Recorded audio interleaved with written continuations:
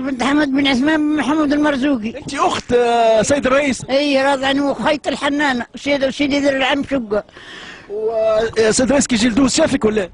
جاء لا تحضرني من بكري يسلم علي من بكري من الرجيل فوق من جبارة قدام محطة الكرب. سلم عليك. سلم علي قال لي عاش عرضني نصر ولا لي يشبح فيه. تذكري برشا ايامات مع السيد الرئيس؟ انا من عمرون جه هني جيت بعث لي والدار انا كنت في التطوير بعث لي النهارين قال قول له جي عندي حجيج عنده من عمرو الفوطان وعندي حجيج عندي وحتى تجي الزهره تجي خديجه كده خواتها في اللي حتى. شنو تقولي له سيد الرئيس انت تو؟ يعني شنو تقولي له؟ تنشف حتى نقول على وطايا ومكتوبه ثاني في بطنطه في الحشان بتاعت العسكر باش يعطيني السكنه. ما عندكش سكنه انت؟ لا وانا من كتابه. وين تسكني بالضبط؟ نسكن هني ها في ولد سلمى.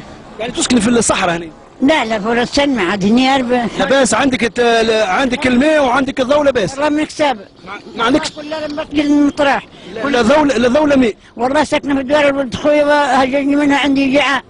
هيا والله علم بيا حتى هو الكل علم بيني علم اقول لاختك عايشه يقول لك المقبوضه.